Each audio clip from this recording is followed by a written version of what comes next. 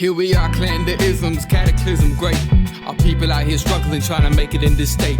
Everybody out here doing it, but we the ones who late. Now family, we the ones who gotta delegate. Get that money in the power, never be fake. Stick to cosign for 3. What did he say? Create jobs, support our own.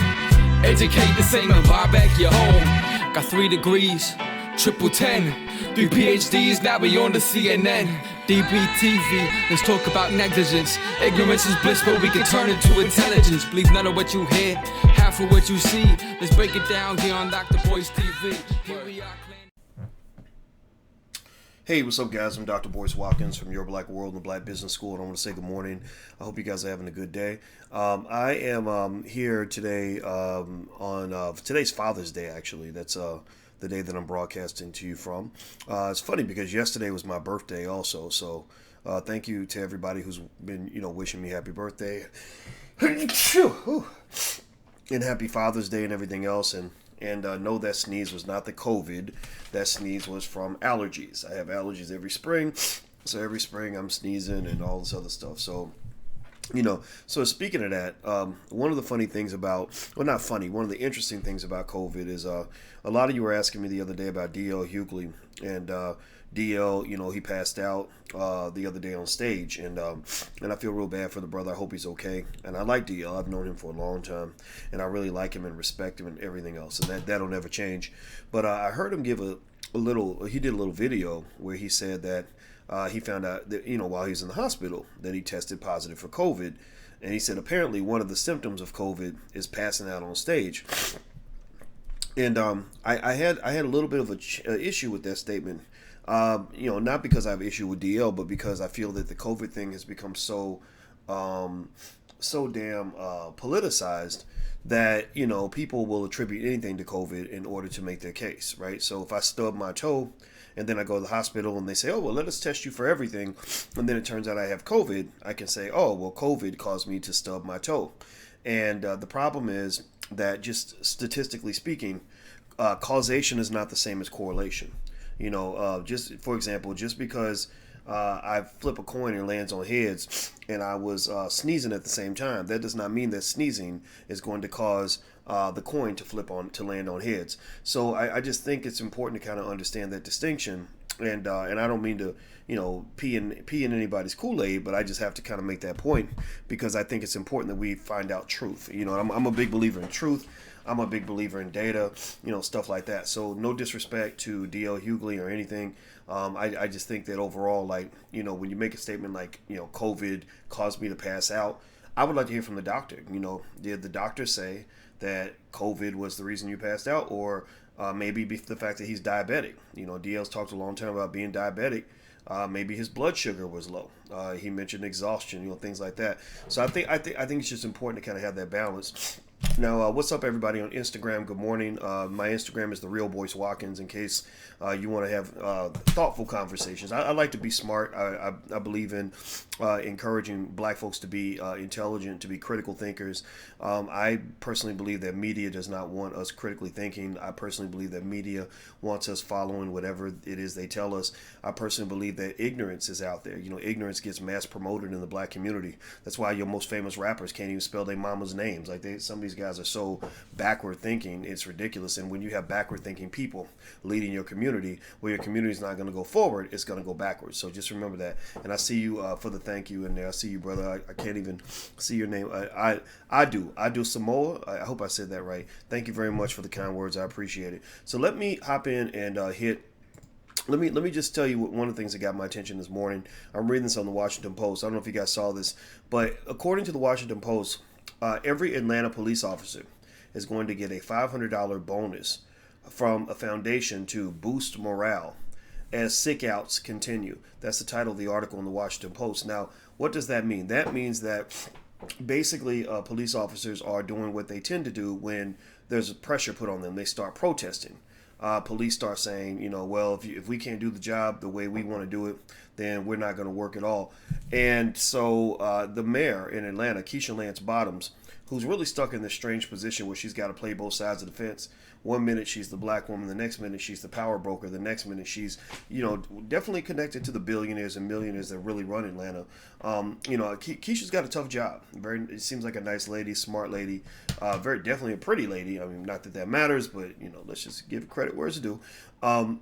She's kind of in this weird position where she's saying things that can end up sounding a little bit contradictory, where people don't really know exactly where she stands one way or the other. Like I remember hearing her say, telling black people don't burn down any buildings or stop burning down buildings because Killer Mike and T.I. own half of the West Side. I don't believe that's true. I don't believe, not even half, 10%. I just don't believe that. I believe that the people that really own definitely downtown Atlanta are, multi-million, multi-billionaires. I don't believe rappers own half the city. I just have a hard time believing that. It doesn't mean they don't have clout. They have a big voice, but I don't know if they have big bank accounts to back up the big voice. Maybe a few million, but not billions and billions of dollars that's required to run a city like Atlanta. So I felt like there was a little bit of manipulation there. And also remember, black people were being falsely blamed for all those fires and everything else. Those were started by far left activists and Antifa and other organizations that really were using the death of George Floyd as a catalyst to spearhead their revolution. They're always into this sort of revolution. If you ever go to a meeting with, and I'm not an expert on it, but I was invited to some meetings with the Communist Party, stuff like that, and the discussion is always revolution, revolution, revolution. Let's end capitalism, and I feel like these police shootings are an opportunity for them to do that. In fact, ask yourself, why is it that I can go to a place like Norway and find 100,000 white people out in the street screaming Black Lives Matter? Y'all motherfuckers ain't never liked us that much. Y'all ain't never liked black people like that. So why is it that suddenly it's like the biggest thing in the world? Suddenly it's like the most popular thing in the world for millions of white people all around the globe to run out and scream Black Lives Matter. I don't buy it. I don't believe it. Because if Black Lives Matter from the jump, then, we wouldn't have had all those issues we've had with you for the last, 200, 300, 400 years. Like you wouldn't have been allowing the abuse to occur in the form that it has occurred up until this point. So I really think that, that a lot of this is a smokescreen. A lot of this is a hoax.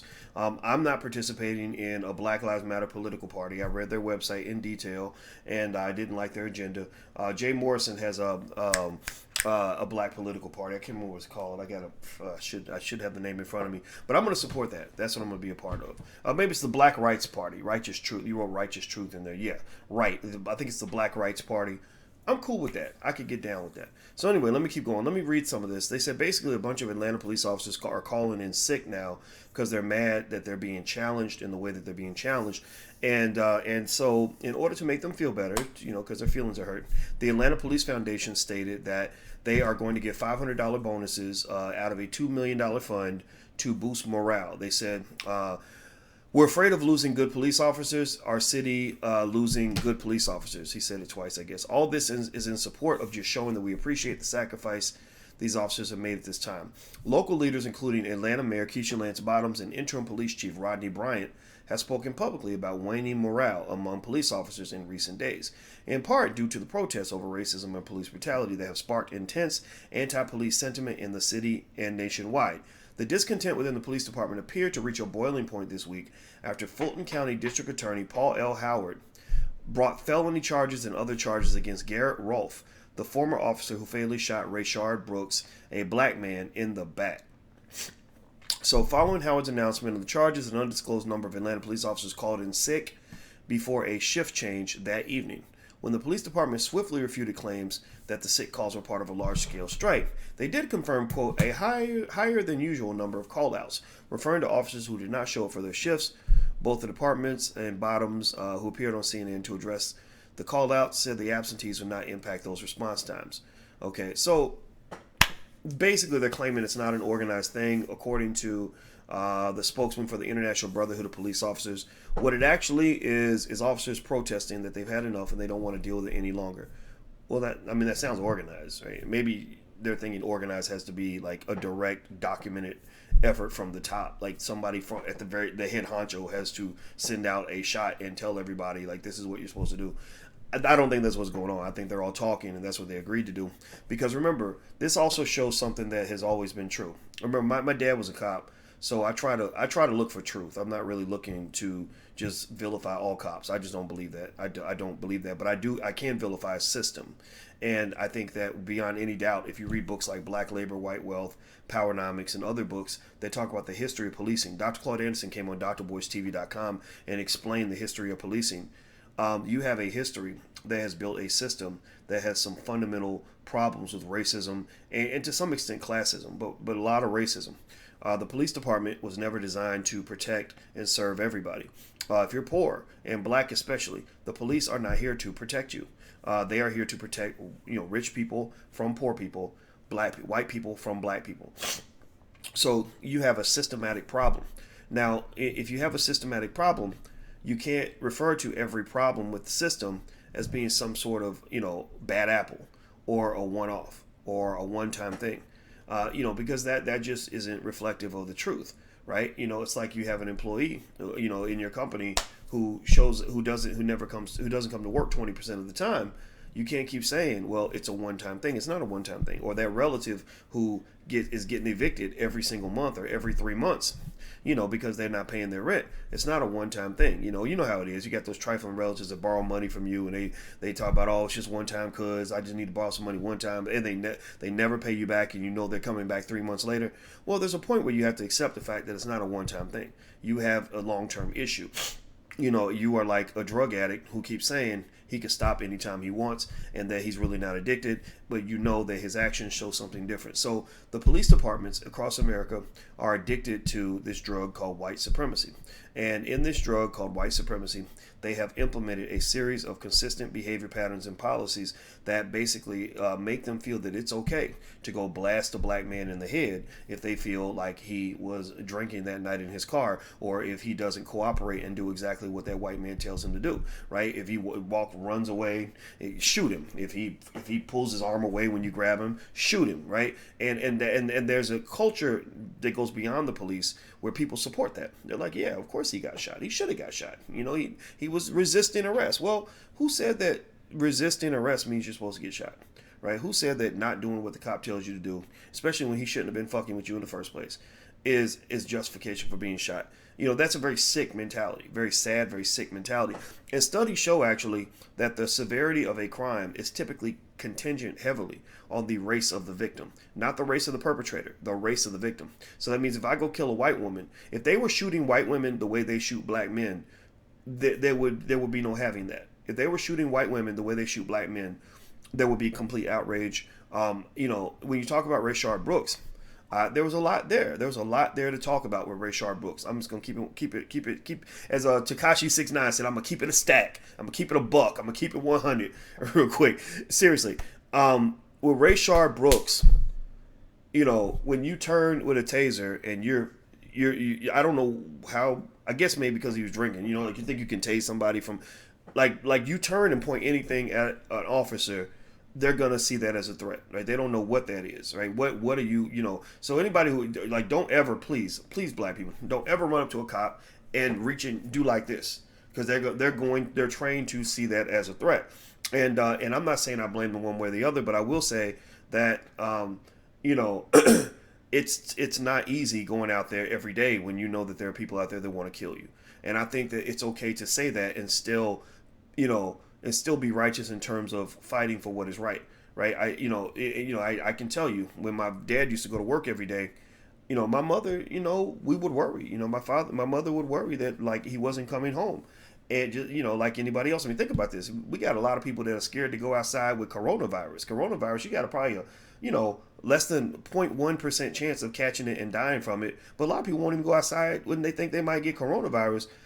Imagine going out where every day you're going exactly to where the crime is happening, right? Everybody else is running away. You got to run toward the crime, right? And I think it's important to just talk about that, to really kind of understand how any of y'all who have something to say about how policing should be done should probably spend some time making sure you learn about the job so you can make sure that you stay safe. Because, remember, defunding the police is not the same as disbanding the police. I think it's important to talk about that. And I think it's also important to understand that many of us who say cops are never good for any reason, no matter what, we're the first ones to call the cops if somebody breaking your house, somebody trying to hurt, rape your woman, somebody trying to kidnap your child. You're gonna call the police, right? But here's the problem though: the police operate like a gang. They operate like a street gang. They're the biggest street gang in most cities across America, and they are state sanctioned. They're allowed to carry weapons nobody else has. They've been militarized beyond the point of belief. They have completely overplayed their hand in the sense that they have violated on a significant level the trust of the American public by believing that somehow they have this absolute authority to terrorize the very people that they're claiming to protect. And so when you look at it that way, you have this big problem. Keisha Lance Bottoms has this problem. Lori Lightfoot in Chicago has this problem. The mayor of LA has this problem. Is that you've got a very sick, disgusting system that's built on an idea that you can treat one group of people different from everybody else. And you've lost all the public trust because you've allowed them for decades to run roughshod over segments of the community to the point where you can't even make a fair logical argument in favor of police. Like, you can't even empathize with the police on any level without people just being outraged because there's so much hatred. So it's almost like a criminal. If you have a criminal who kills 20 people and he's in court and somebody says, well, actually, he's not a completely bad guy. Let me tell you about some good things he did for the children in the neighborhood. Ain't nobody gonna want to hear that. They're gonna be like, no, he killed 20 people. There's nothing we want to hear at that point. There's nothing good we want to hear about this person because we've decided that he's bad. So the police, as it stands, are bad. Collectively, right? Anybody associated with the cops, you're going to be seen as bad. Nobody wants to be a cop. No kids growing up saying, I admire police officers, right? Nobody's saying, let's just hear them out. Let's just see what they have to say. All that's gone. All that trust is gone because you violated that trust. So really, when I see the sick outs, here's where I'm going with this. When I see the police calling in sick and protesting, and Keisha Lance Bottoms and all the other mayors are worried because the cops don't want to come to work, well, that's your fucking opportunity. That's your opportunity to replace as many of those motherfuckers as you can. That's your opportunity to say, we're going to implement an entirely new system of policing. We're going to disband the whole process before. Maybe should go beyond defunding. Maybe you could say we're going to keep it fully funded, but we're going to fund the disbandment. We're going to fund, the injection of fresh blood. We're gonna bring in thousands of people and train them on how to be, cops and how to do the job in a way that actually makes sense. And then you let the old cops know, the ones who are calling in sick, look, you either come into work and get with the program, or you can just stay home sick. Just stay sick. Shit, be unemployed. We got 30% unemployment rate right now, or whatever the number is. Maybe it's lower. I think it's 13%. Black people, it's up 20, 30, 40%. It's always up there. Fine. You stay home. You won't have a job. Maybe you can go work as a bouncer or a security guard or something like that, whatever. But you can't work in this department anymore. And I think that really is what's called for. So really, it's like, why are you so concerned that cops don't want to come to work? Why are you so concerned that cops who are committed to a corrupt, racist system don't want to do their job anymore? Maybe that is your opportunity. I'll tell you what, I've had this happen, as a CEO of my company. Now, I'm not in a position that a mayor of a major city's in, right? There are a lot of variables and factors that have to be considered. But I've had situations where I've gotten tired of the way certain things were being done in a part of my company, and I went in and said, it's going to be this way or the highway. And then I had people protesting. I'm not going to work anymore. If you did it, I refuse to do the job that way. And I say, well, great. Thank you for telling me. It's good to know you. I'm sorry that we can't see eye to eye. I wish you the very best. And then you replace them with somebody new who's starting over at ground zero, who understands how you want things to move, going forward. Because you cannot hold on to something that is toxic. It's like trying to go back and fix a really bad relationship that you've been in for a long time, where that person's an abuser, they're a liar, they're full of shit, that they're not right for you. You could keep trying to change somebody who screwed up, or you could just break up with them and find somebody better. How about that? So let's break up with the police process. Let's break up with the old police department. Let's start over fresh. Commit, all of 2021 to spending, $100 billion rebuilding the police departments from the ground up. We've done it before. We've done it in other areas of society, and make the world a better place. So I personally I don't take any offense to these sick outs. I will say this as a son of a cop, I understand, or to some extent, I understand more than most the challenges of being a cop. I've always had tremendous admiration for cops that really want to do the right thing, and I've seen them. You know, you could tell but their sincerity and stuff like that. One time, I'll tell you the truth. One time when I was 26, I got pulled over by a cop, and I was young. I'm still an activist, but I was a different kind of activist. I mean, but I always kept it 100 as far as who I was, and I was doing the same stuff back then that I do right now. And I remember I was very, very angry at the police. Now, this was before it was very popular to talk about police and black men. I was writing about it in the 90s, and didn't nobody give a shit back then, except for smart black people. But, you know, that's why you guys are ahead of the curve. If you're watching me now, you're ahead of the curve, because I end up thinking about things that won't be popular for 20 years or whatever. So back then, I was actually writing about police brutality. I was writing about cops shooting police. I was writing about mass incarceration.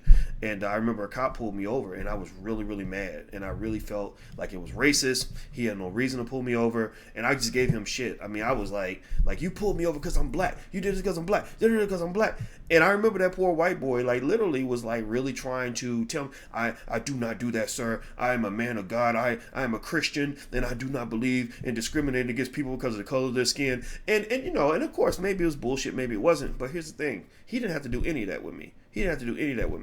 If our interaction was consistent with the narrative that's being pushed the most through mainstream media, he would have yanked me out of the car, shot me in the head, and I'd have been dead on the side of the road because, you know, every cop wants to just wake up and murder black people just for a living. I'm sorry, I don't believe that. I don't believe every cop gets up with a death wish. I do believe that there is an infiltration of, say, white supremacists in police departments.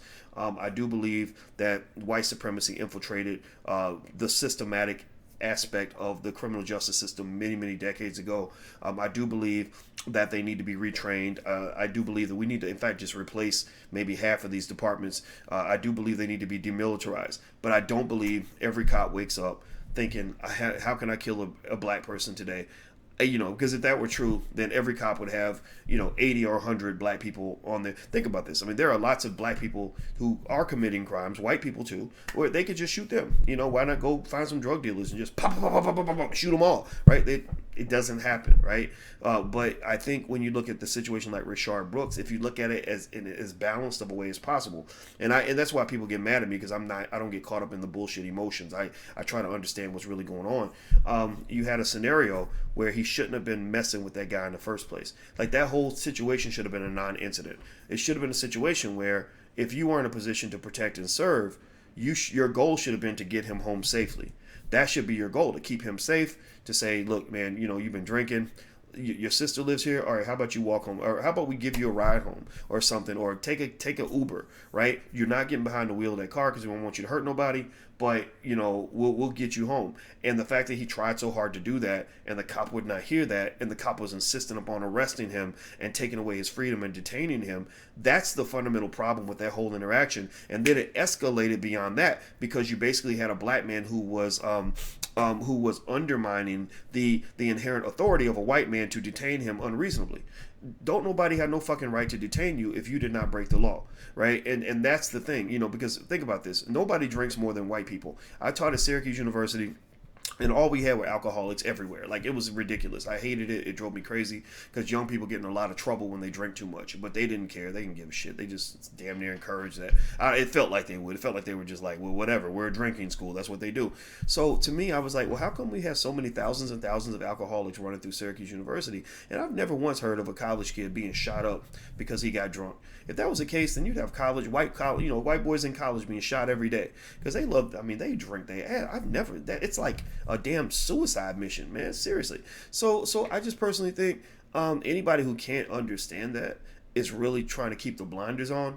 And I really think that you can support the cops, but you cannot, in my opinion, on any level, support everything they do in the way they do it. Like, how in the hell can you really say, I fully back the police? You can't say that. That wouldn't make any sense. That's not even rational anymore.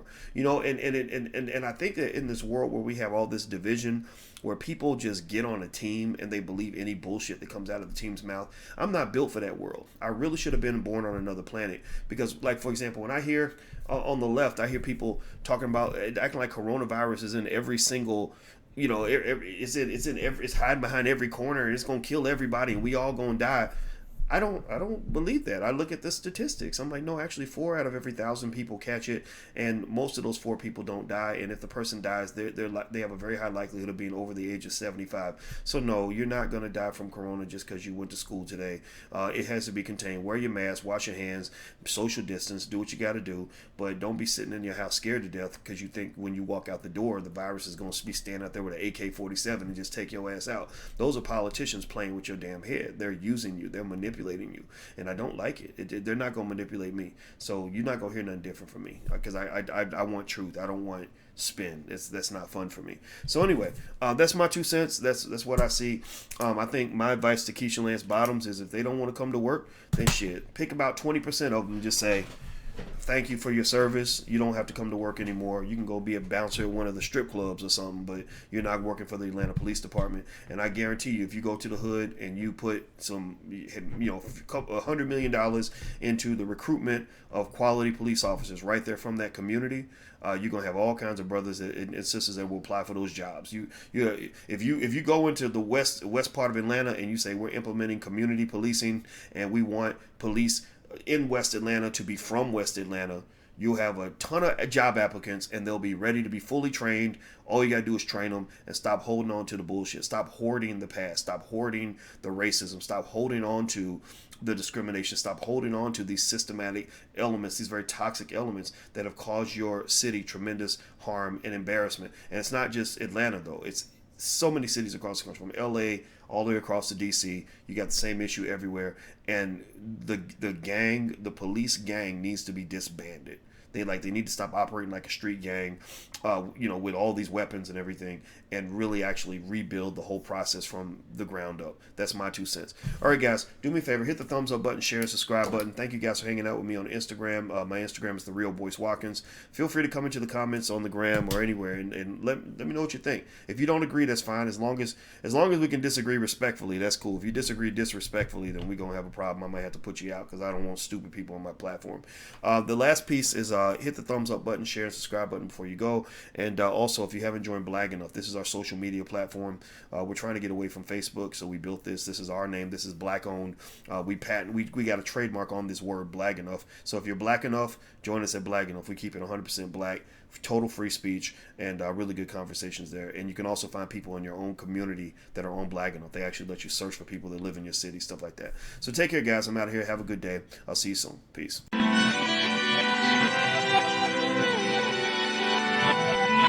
Here we are, clan the isms, cataclysm great. Our people out here struggling, trying to make it in this state. Everybody out here doing it, but we the ones who late.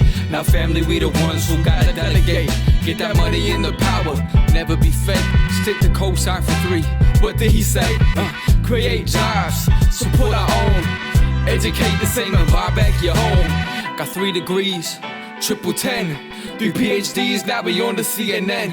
DBTV, let's talk about negligence. Ignorance is bliss, but we can turn it to intelligence. Believe none of what you hear, half of what you see. Let's break it down here on Dr. Boyce TV. Here we are.